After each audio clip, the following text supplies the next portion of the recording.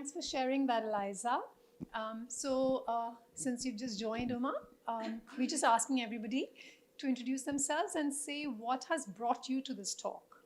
Yeah?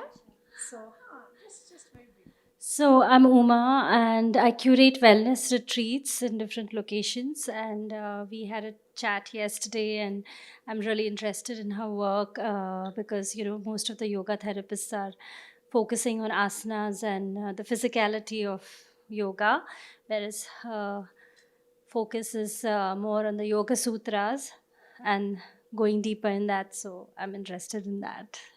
Yeah, thank you. Yeah. So I'm also happy to be here because I'm practicing yoga also, and I realized it's a fabulous tool to use for everyone. I mean, to most likely now in those particular times, it was always like that. Maybe there is a big shift, and everywhere. I also think particularly to the children, in the schools or in any kind of environment with internet and the social media. Many people do feel anxiety, do feel stress inside, and it's difficult to regulate our emotions and to be balanced in life. And yoga is definitely a fabulous tool, and we should let the people know more and more how to live with it. Thank you for that, Claire. My name is Varis.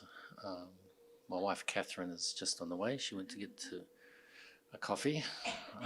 So we've been, before the lockdown, we were living in India for about 7 or 8 years in Mysore, which is like the yoga capital. So got exposure for yoga, but we don't do it much ourselves. We're just to the talk. I don't know. It's a bit, yeah, just a general interest in Indian culture, and I've done a lot of yoga in my life, but when I was a lot younger. Here's Catherine here. She's gonna. Great. Yeah. No problem. Please, it was so cold in that room. Please come, sit. Yes. Okay, so thanks everyone for coming, right? And actually, I had sort of thought that everybody would be having back-to-back sessions, and uh, what I would like to do for the first part of this talk is actually to not talk so much, but to actually do and share a small practice, and you'll see it will lead up to the content. Yeah. So I'm going to invite you first to begin.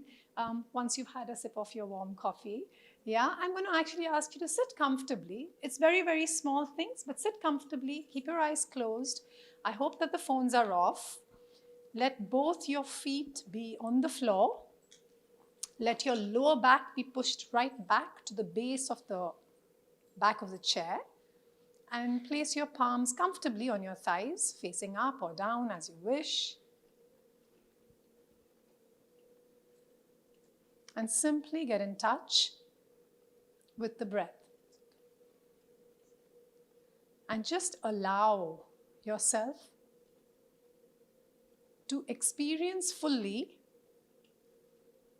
the gentle expansion in the chest as you breathe in, and the slow relaxation of the belly muscles as you breathe out.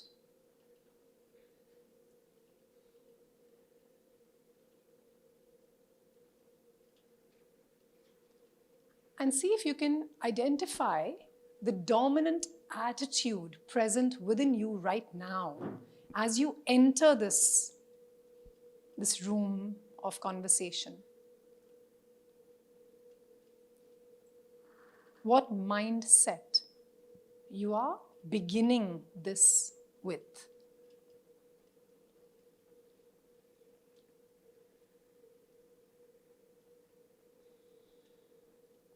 Whatever this may be, it will be present inside of you. Perhaps in some part of the body,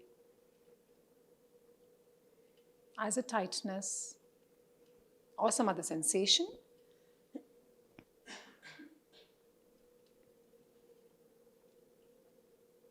simply become aware of it and put it aside.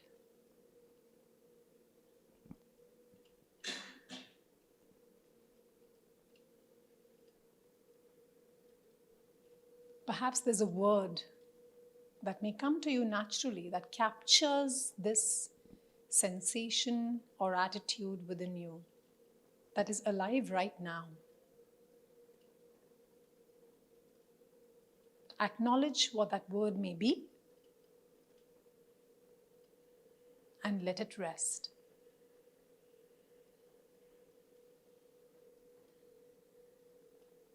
And now you may open your eyes. Okay, so this was just to, recognize where you are right now inside of you. Yeah? Whatever is real for you. And now what we're going to do is actually a little bit of, I'm going to invite you to stand up. Yeah, we're going to do just one thing. Yeah? I'm going to urge you to see if you can come to a space where there is enough space for you to just, because you're going to open your arms out and you're going to throw them around. So you don't want to hurt anybody or touch anybody. So, this is for yoga, right? We can't talk about the Yoga Sutras without addressing the body. So we're going to stand very comfortably with our feet wide apart, flatten them. Let the pelvis be turned inward. Take your arms overhead, shoulder level. Just wait and watch me once, yeah? And then all you're going to do is you're going to exhale and twist very casually. Right arm goes over left shoulder, left arm goes over right waist. And you're going to make a sound.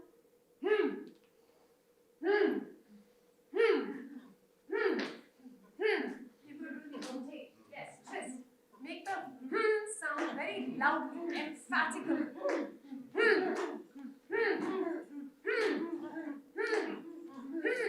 Keep going.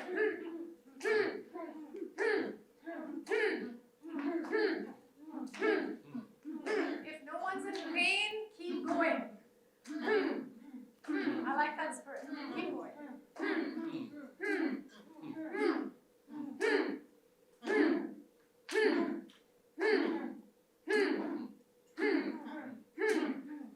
And inhale, come back to center. Exhale, relax. And you may return to your seat. Oh, thank you for warming us up.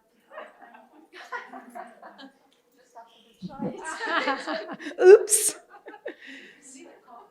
So, just keep your eyes closed and notice now what may be different inside of you, right? You said thank you for warming us up, right? What has shifted inside just by doing that one single, almost fun, almost childlike move, right? This that we have done is for you to simply connect with the fact that whatever is present within us is available and very alive in the body. And we begin any of our daily activities or any attempt to understand ourselves with the physical, because the physical is where we are, we can talk about how we are spiritual beings, some will say we're animals, all of that remains true in parallel. But we begin with the body because in the Krishnamacharya lineage, which is what I follow, the body holds what is understood as rajas, right? So when we first begin, we try to bring the rajas down. Now in 2 minutes of what we've done or less, would you like to share what difference there has been inside of you, just in that little practice? Yeah, sure. Okay, how can I put in words? Before, I felt a lot of areas of tension in different parts of the body. At the end, everywhere was tingling and connected and alive. I feel like I practiced a lot of Tai Chi in the past, so I'm kind of familiar with the feeling in my body. So I felt like it was one. And it was things she was through moving around rather than blockages. Was tingling and was alive. Thank you for sharing that. I'm hearing you say within you, you felt gathered and in flow. Yeah? Yeah? Anybody else would like to share anything? I mean, I've felt a little anxious before to attend every of these sessions, and I missed your yoga session in the morning. I'm so sorry, but I got up with your thought, with you in mind. But so yeah, after this movement, I feel a little more comfortable, and just more present in the moment rather than thinking of, oh, what I've missed and what I'm going to miss and how much I have to do. So that's what I felt. Thank you. Lovely. So this is an example of, when we are thinking about life in general, right? It's always something that's outside of us somehow. And this, or when we talk about being in the present moment, we think it's somewhere out there. But actually, this is one of the simplest ways to become present to what is alive within us right now. So this was a way of just really getting us to recognize that it's not out there anywhere. And it can be this simple. It does not have to be very complex, right? So I had a range of ways in which I thought we could talk about the Yoga Sutras. But what I'd like to really begin with, right, is that how is yoga understood today? It's almost like a tip of the iceberg, Most people have a stereotypical image of yoga where they are dominantly thinking of asana or pranayam and then straight onto some imaginary state of samadhi, right? Some meditative. There's no in between somehow, And I think this is a very interesting thing because on the one hand, the dominant image of yoga, if you go online, etc., is very physical, right? So I like to really use the analogy of a coconut. A coconut, you can stay with the husk of the coconut, right? And that's fine. That's like staying with the physicality of the asana practice. It will give you a lot. Yet, if you want to really find the cream that is available within you, right, then we need to go beyond the physicality. So this is, for me, not about, it's very fascinating that the Yoga Sutras has 196 sutras, of which only 3 talk about asana, right? Only 3 sutras talk about asana, the yoga postures, right? 193 are about the mind, about living in this life, but the focus is on what, as human beings, we all experience, which is a form of suffering, right? As human beings, we experience pain. Yoga Sutras is a map that shows you how you can actually move through your life by reducing this pain for yourself. And this is it lays out the territory, but the path you have to find and walk for yourself. So that's really what the Yoga Sutras do. And in what I really liked about Krishnamacharya's definition, is that maybe some of you are familiar with the terms of dukkha and sukha, right? So they derive from Sanskrit terms dukkham and sukham. Kham means space, inner space. When I am in any kind of suffering, and suffering may seem like a very extreme word, even if it's mild discomfort, right? Like this anxiety that you mentioned, Uma, that you were coming in feeling a little bit packed, missed that, have to go there. My inner space is rather constricted. Dukham simply means that kham, my inner space, is a little bit constricted. This can have a range, right? So there may be a mild dukkham, or I may have experienced some grave suffering and I'm really overwhelmed and consumed by it.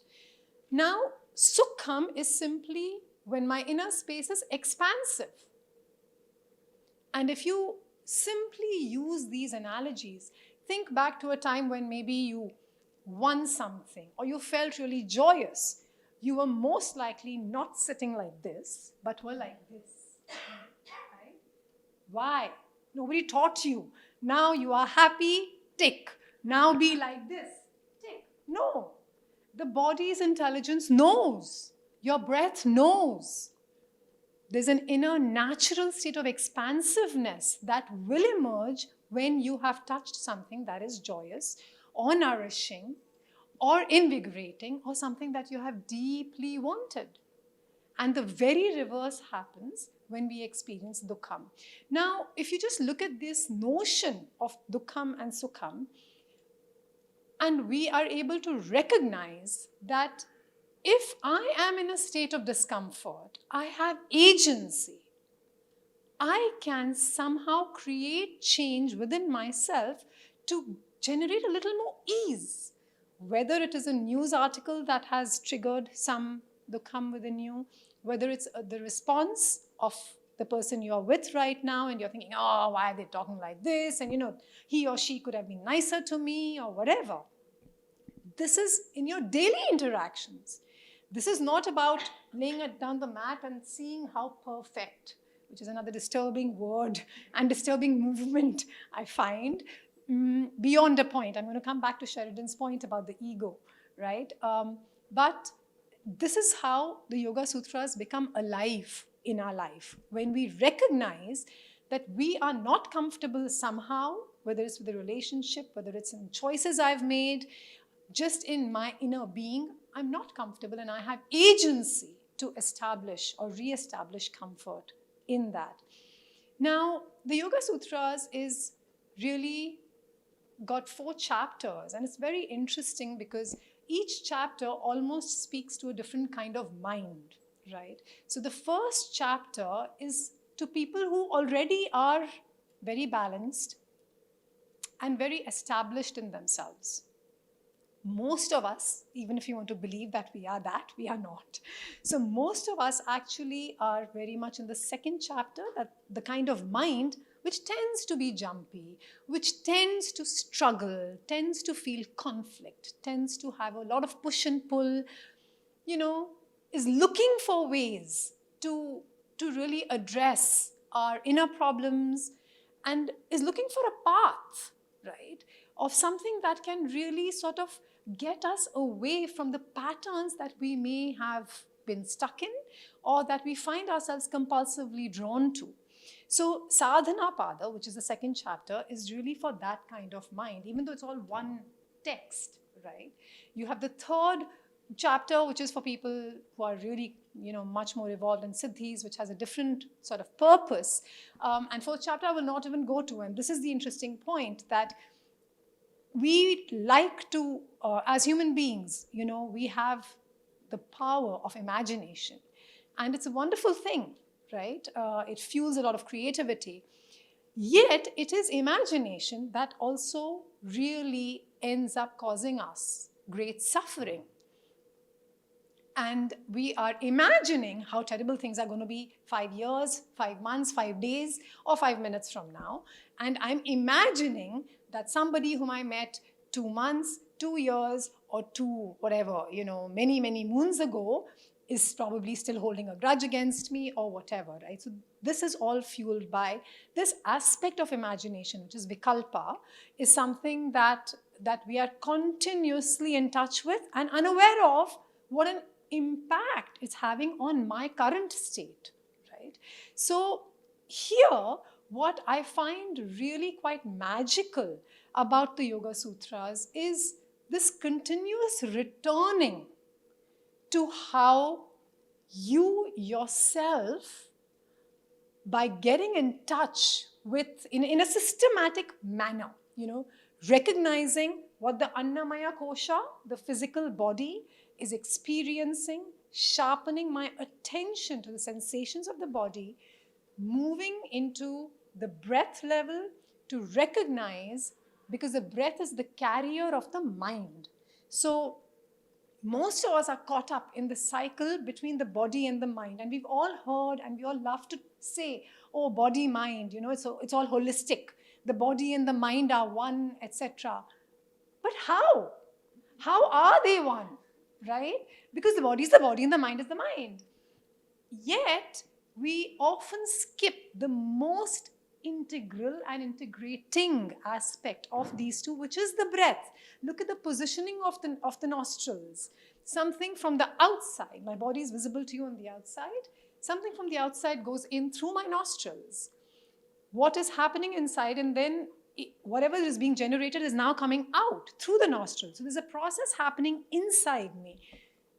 Arguably, the mind is what I'm aware of. When I say my mind, I'm talking about something within me.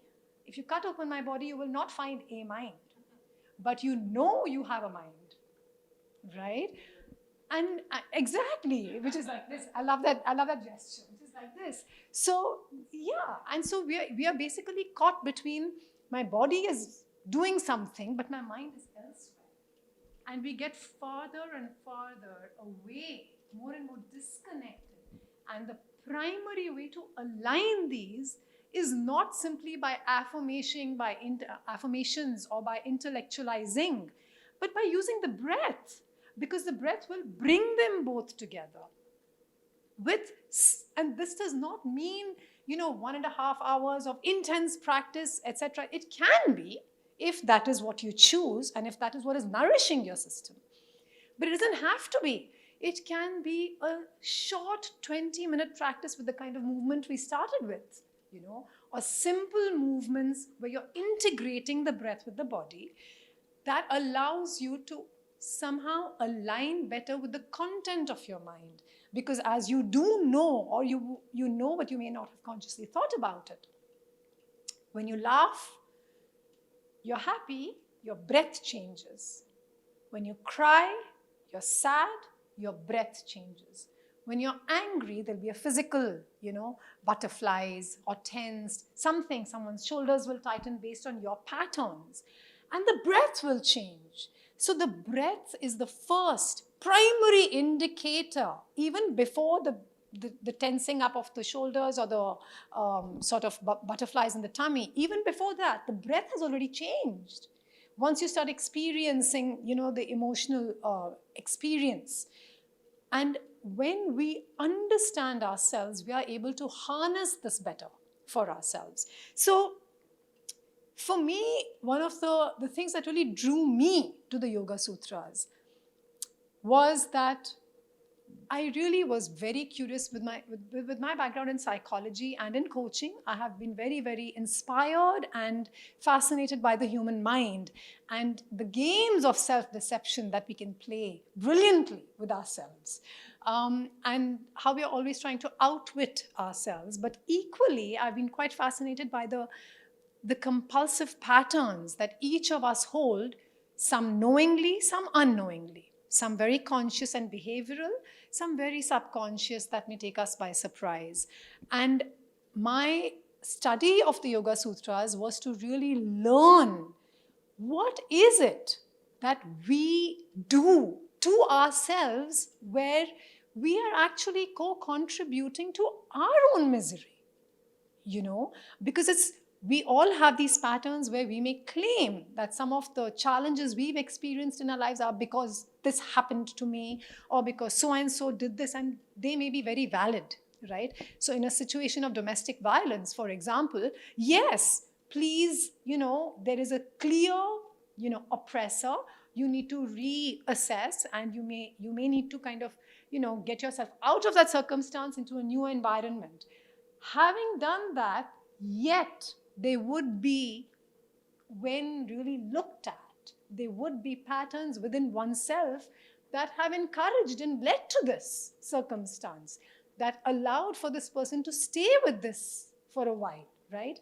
So this taking ownership and agency over our own choices was something that I was quite curious about, and recognizing when we feel stuck, we feel we have no choice, right? That stuckness is something that I have experienced, and really seen that when we are in a state of difficulty or sorrow, the Yoga Sutras says that the tendency of the human mind is to project as a desired state the opposite, the polar opposite, right? So for instance, if I am, in a state of discomfort with something very simple, suppose I think, oh, I'm too scrawny, or oh, I've got dark skin, I don't know, whatever, right? A very common physical thing, I'm just taking it as an example. Then in my mind, I'm projecting the opposite. If only I put on a little bit of weight or lose it, if only I become a bit lighter or fairer, then I'm going to be fine, right? Now, this is already imagination because it's not the truth. This recognition of the polarity, I'm in a state that is not comfortable, recognizing there's an opposite that my mind is projecting as desirable, and that will somehow magically make me feel better. This is what generates the swinging like a pendulum. So we experience great happiness or satisfaction in some cases, and then we experience great pain in some cases. Or I think that I'm not happy or satisfied with some situation or person or some aspect about myself, and the very opposite will give me that happiness. Yoga Sutras recognizes that there is a state beyond this polarity. That state is free of suffering. But as long as we are caught in that polarity, we will struggle to see the polarity clearly, right? Because I'm experiencing the fullness of the misery, or I'm caught in the absolute joy or the pleasure of something that I really love. When I'm fully immersed in that, it's very difficult for me to really recognize that I'm caught in it. So the first step about the Yoga Sutras in a very practicable way is to recognize what are the cycles that I'm caught in.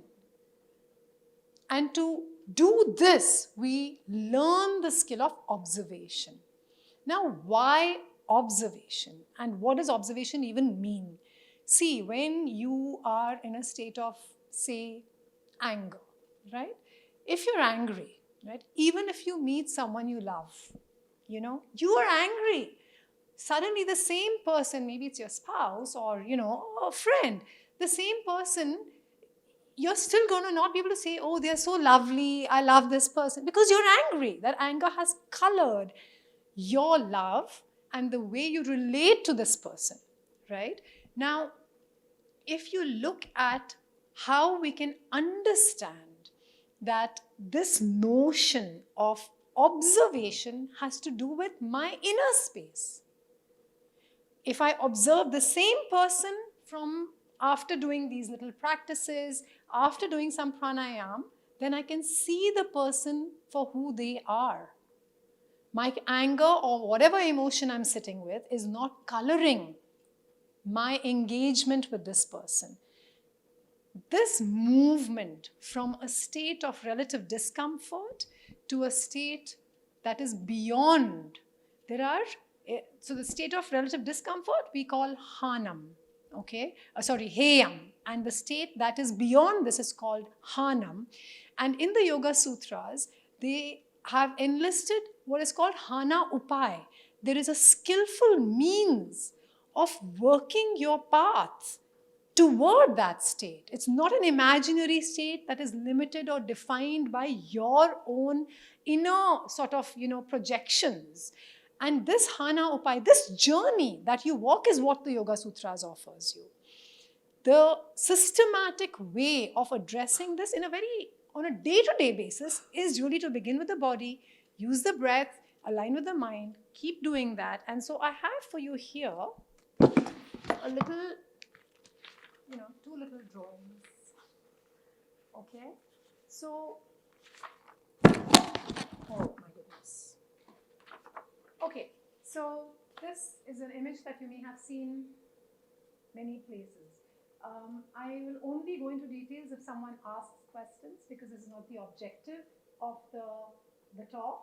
But I want to draw your attention to the fact that we may think about Vijnana Maya Kosh and everything that you seek is within you, right? But when people say happiness and joy are within you. Where is it within you? You don't experience it unless you're eating something you love, or meeting people you love, or doing things you love. Until then, we don't necessarily touch great bliss by ourselves. Why? If it is within me, why do I need something else? Right? And while in this Panchakosha model, the deepest layer is described as the Anandamaya Kosha. If we do not align the first three, which is the physical, the pranic, and the mind, the Manomaya, then we are unable to access that joy within ourselves with ease. That's all. It is actually that simple, right? And this fourth layer, which is Vijnanamaya Kosha, is a very interesting one because that talks about the layer of discernment. Now, you know, even criminals know, unless they're under the influence of hallucinogenics or other psychotropic drugs, they know they've done something wrong or something that has been harmful, but they've done it, right? This discernment is when we know deep within us, we know what is good for us, we know what is good for the environment, we know what is good for the world. But because we are caught up between the body and the mind and the body and the mind, we lose touch with this. So I like to always make it simple by reminding ourselves that this is very doable for us. We stay focused on this, that will take us into the mind. We are able to understand the mind better. In yoga sutras, they talk about tapas and swadhyaya. So tapas actually means generating a nourishing heat in the body. It's like cooking. When you cook something, the chemical composition changes. Tapas is that. When you do your asana, when you do your pranayam with this intent, the chemical composition of your being changes. That allows you to understand and connect with your mind in a deeper, subtler, more profound way through swadhyaya. That allows you to arrive at some self-reflection, some self-understandings that may throw light upon the patterns that you've been stuck with. This process on a continuous basis paves the way for us to make greater learning, greater inroads into ourselves, and find choice making from a greater space. So this is another picture that you've probably seen before, Ashtanga Yoga. Everybody loves to talk about the 8 limbs of yoga. And yet, like I started the talk with, most people are operating in asana or straight want samadhi, right? We forget that it is an 8-fold path and it's never shown in a linear way. Why is that? Why is it in a circle? Any idea? They're connected in a way. There's a coming back. Perhaps, yes. Yes, they're connected and actually they are in parallel. So this is really interesting to understand. It was interesting for me to understand, just like a fetus. When a child develops, the limbs develop at the same pace. The heart, the brain, all of those may have different stages of development. But in a healthy, natural baby, the arms and legs will grow out at the same pace. It's not like first the right arm will grow out, then the left leg. It's not like that, right?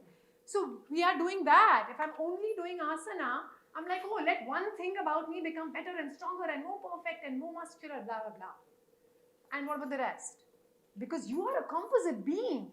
So how are you doing justice to yourself if you're getting caught in that? And to Sheridan's point in the beginning, when you really go only with the physical, that reinforces something that the Yoga Sutras calls, which is asmita.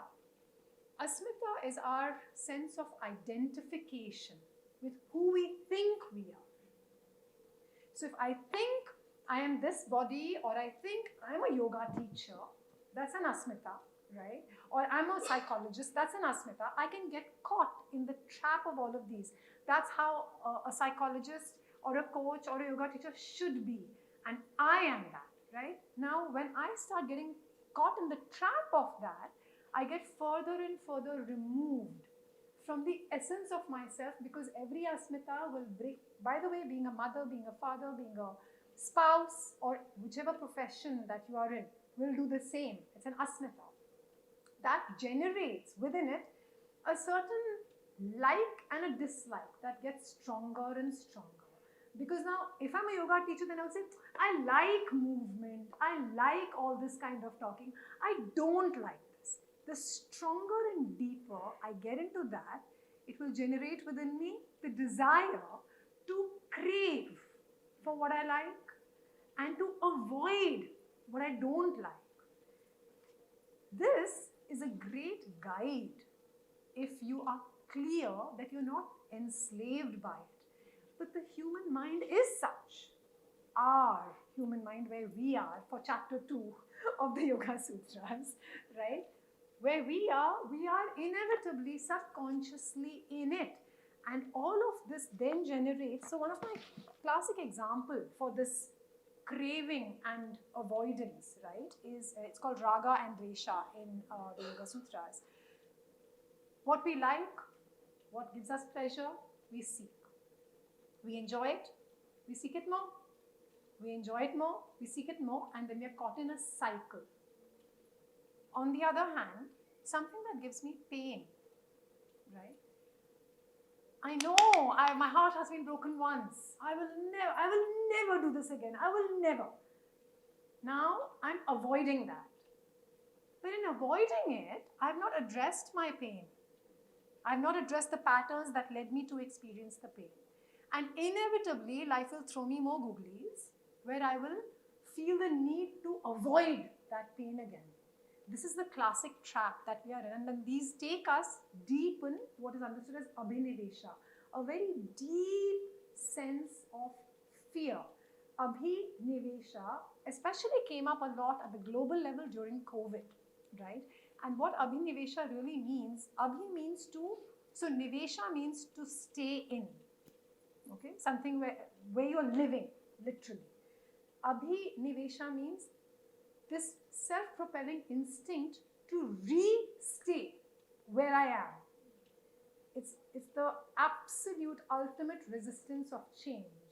At the physical level, it expresses itself as the fear of death. This form of me should not change, right? Or fear of aging. The actual subtler meaning of it is whatever my inner structures are, how I see myself, anything that threatens that, I'm not going to let that change. So when all my engagement and interaction in my day-to-day life starts coming from here without me realizing it, I've really moved away from what my potential is. And recognizing that all of these are actually building into the layers, the veils of avidya that are clouding my ability to see. The Yoga Sutras offers a template for me to clean my mind so that I can see clearly. And that is harking back to what I started in terms of observation. The more I observe my daily practice, the more I observe how I'm saying hi to the security guard outside. You know, it doesn't have to be on the mat, it's everything. Practice begins after the map has been rolled out, actually. The more I do that, the more it enables me to see clearly. What do I see? What I see within myself. And also what I'm not seeing or what I have not been seeing thus far. This is important because like in the Heisenberg uncertainty principle, you know, when you're observing a molecule, you can either observe its location or its velocity. You can't observe both at any given moment because while you're observing its location, it's got speed, so it's already changed its location. Right? So when we are practicing observation, what we are observing, we need to recognize you're observing something, but there will always be something else that you've not observed, and that's okay. The other thing about observation is, where am I observing from? What is my inner location? If I'm observing from a state of complete jumpiness, I cannot see clearly, right? But if I'm observing from a space of steadiness, then there is greater likelihood that even if things are jumping around me, at least one of us is steady. Also, I think with observation, many people want to arrive at conclusions. And that is something that in Yoga Sutras, especially for people who really want to find answers that are already available within each of us, right? When you actually take this path and you start really holding the questions for yourself, you find that some of the sutras that are mentioned, they come alive for you at unexpected moments, because your practice has been pushing you to think about it somewhere in the back of your mind, and then it will suddenly pop up. And in that moment, there will be some clarity. Using that as on an ongoing basis develops a clearer path. You begin to understand yourself better. There is less conflict within you.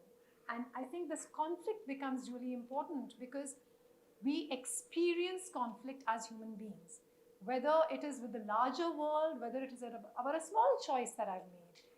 Watching this conflict from a space of steadiness rather than being swung by the conflict is what enables the process of clarity. So this being able to see is what the Yoga Sutras offers. And the other thing that I think which is immensely valuable is what it allows us to learn to listen to ourselves better, right? So learning to listen to ourselves, learning to see. And when we listen to ourselves often, there's a lot of rubbish, right? We all have pretty dramatic voices inside of us. And some of them we sweep under the carpet. Some of them we are following and enslaved by and we don't even know it. And really taking time to honor and listen to those enables us to recognize which ones I can choose and which ones I don't need to. That's really in a nutshell what the Yoga Sutras has enabled me to do. So for me, it has been a very empowering sort of journey, and it continues to be. That is the reason why I am extremely committed. Passion runs out, but commitment stays. And I think that for me, I'm committed to sharing about the Yoga Sutras because it's like that tip of the iceberg. The whole iceberg is available to you, but we need to go beyond just what our understanding is with very practical, very small, accessible tools that we can employ for ourselves. I wanted to leave a few minutes for you to ask questions so that there can be some discussion. Not a bhashan, but it has become that, but anyway. Or just to share how this has landed with you. Well, he's very reactive, and it comes out as anger and aggression and stuff. And we're constantly talking to him about breathing, right? I mean, it's something that's taught in the schools now and stuff, but not really from that inner space. How young is too young to see about trying? Because this, I think, I find it very helpful for me, and if we could get him into this space, I think it would be life-changing for him to find that he is looking at things in a way that makes him confrontational when it's not really probably what's going on at all. That external reality is not really what he thinks he's seeing is not really happening. And so I don't know. Can you start with young kids on this too? Yeah. How old is your son? 11. He's 11. Okay. So, especially with children, I think they're really much more in touch with their natural experience at an organic level, much more so than with adults in general. I think that and I've been quite lucky to have had some experience working with young people. I think the primary thing is to first allow the expression of that overwhelming emotion, whether it is sadness or anger or whatever, through the physical, right? So in a way that the person naturally seeks, right? And obviously it cannot be very destructive. So if there is destruction that they require, let there be a punching bag, right? So the physicality, because if the body is holding the rajas of it, right, that needs to be released before they can actually relate to something that you're saying. This is possible at any age, right? And then getting them to recognize the shift. So working step by step, I think, can be very useful. Then taking them to the breath, and then saying, now we can look at the same circumstance after some time has passed, right? Because the fundamental practice, like I said, even in Swadhyay, is that you do the asana, you do the pranayam, and then you sit for whatever may emerge. It's not like meditation is some concept and you need to now experience some imaginary state of oneness. No, sometimes your practice is going to be disturbed or, painful, or may lead you to tears, or may actually help you arrive at great clarity. But that has to be true to what your authentic experience or challenges are in this moment, right? So for me, that would be the starting point. And then once they've been actually able to just maintain that, to recognize this is happening, every time it comes up, they're able to recognize they have agency. They don't need others to tell them, calm down, calm down. They can go to their room, they can express their physical, frustration. They can sit, they can do some chant. There's very simple practices to just really allow the vagus nerve to kick in. That's the fundamental thing, right? Because the sympathetic is overstimulated, so you want to get the parasympathetic and just establish some balance. In fact, the term samadhi is often understood as oneness, and of course, there is that grand definition of it. But actually, in Sadhana Pada, in the Yoga Sutras for chapter 2, it is simply establishing balance.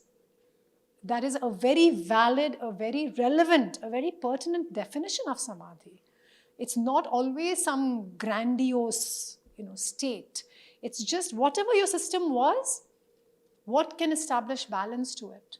And that's what you need. So if you are experiencing some form of depression or dullness, then you need the physical rajas to come back to you. Recognizing what is needed, discerning that, and being really able to access those tools from within yourself has been what the Yoga Sutras has really thrown light on for me, because of the process of cleaning my mind every day in a systematic manner. And it can be simple, right? I want to close with just one thing. Krishnamacharya always said that the test of yoga is not in what you have done on the mat. It is in your relationships. It is in how you are experiencing the world. If you are caught in a way where you're experiencing a lot of dukkha, and you see that you are caught in a cycle. We spoke about the cycle, you're entangled in a cycle. You know that something is not working out for you. You're stuck in something. This is the greatest starting point for the journey that the Yoga Sutras offers you, right? And when we know that I'm in a state of relative ease with the pandemic, with the wars, however painful they may be, I'm at ease because I'm honoring the pain that they offer, or that is evoked in me. I'm able to make choices along my role in these macro issues or micro issues, and I'm comfortable with the choices I'm making. Then we know that the yoga is actually working. So when we say yoga is not working for me, we often talk about, now I have an injury, which is a great physical indicator for sure, a vital one. But in Krishnamacharya's application of the Yoga Sutras, this is what it means to be enlivened by this gift of life that we have, rather than just coasting along and struggling and continuously at war within ourselves. Never mind the wars outside, So for me, the Yoga Sutras have been really very powerful in transforming the way my patterns were for coping or for dealing with the world, and the way I am now. There's a huge difference in my being in that sense. And yet, arguably, my friends from 15, 25, 30 years ago will laugh and say she's the same jackass, And that's great, right? Yeah. Any other questions? Please, please. Thank you for coming. Yes. I'm just thinking that a lot of the Yoga Sutras is about self-control. It's about balancing and controlling, and that seems like sort of written for men, because men are dangerous, we're aggressive, so we have to control ourselves just for society to function. Because if men don't control themselves, then everything falls apart. So that is the training for men, for young boys, for everybody, is to learn that control very early, and as early as possible. Whereas for women, the free flow of emotion is encouraged. The expression of emotion, to unload emotion, to not control it. So they sort of seem like opposites. They sort of seem like opposite forces, but the Yoga Sutra seems to talk more about the control, more about the the masculine aspect, because it's probably written by men for men. So I'm just trying to wonder how you're going to shoehorn the feminine flow aspect with all this sort of, repression, so to speak. Thank you so much for your question. As you're sharing that, right, there's several asmitas within me that are being evoked. So first, I don't think I used the word control at any point in our talk today. But I do think that the idea of controlling the mind is a very big one. And there are several interpretations of the first 4 Yoga Sutras that are commonly understood, especially this, Yoga Chitta Vritti Nirodha, which is a popularly touted one, where people interpret that to mean that, you stop all the activities of the mind and the mind is fully in your control, right? That is one form or kind of interpretation, not the one that I ascribe to, not the one that I have learned. In the Krishnamacharya tradition, the mind is the mind. The nature of the mind is to be jumpy. And we do not try to control the mind, whether it's the mind of a male or a female. What we do is we honor what's coming up. We recognize through the yamas and the niyamas what are the boundaries of expressing what has come up, right? So let me clarify just a little bit for you. There is a state of shantam that is available to each of us, and it's a state of relativity. Shantam in essence means peace, but let's say quietude. Yeah? If I can, in my day-to-day living, access this state of quietude, anchor myself in it, from here I go and I experience the fullness of any emotion. I experience full anger. I experience full sadness, because those voices of oppressor and victim and whatever, guardian, they all have to come up, right? Because those are the ones that are underpinning the patterns within me. But then I need to learn the skill of returning to that anchor of Shantam without residue. That's what is almost, I want to say almost impossible, but not impossible for us as human beings. If we learn to do that, right, and we recognize the source of this, that the conditioning that men have been brought up with and women have been brought up with, then we recognize it is conditioning. And how can I find that common ground between that which is universal and that which is unique to me? either as a male or a female, or as an Indian, or as a whatever. So any of the asmitas that are strongest within me, because these are identifications. I'm an Indian, I'm a Punjabi, I'm a Hindu, I'm talking about myself here, right?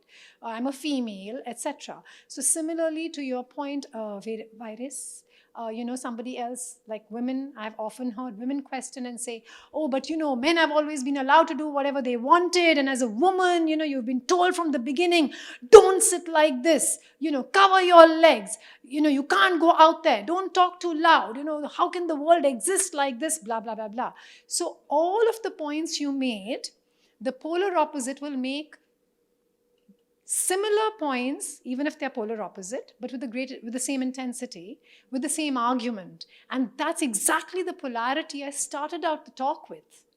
When you recognize there is this polarity, and of course, in your case, we're talking about the polarity in the world, but the same polarity exists within each of us. So within you, Virus, there is a part that is free-flowing and feminine and, wonderful and soft.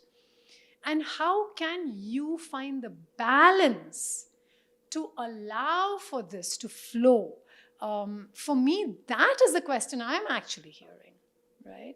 But I'd like to leave people with questions, not with answers. And I hope that it has piqued your interest in the Yoga Sutras to search and to seek out your own answers. Yeah, I don't know. I don't think I'm doing very well on time. We've run out of time. So thank you very much, everyone, for your time. Yeah? Thank you.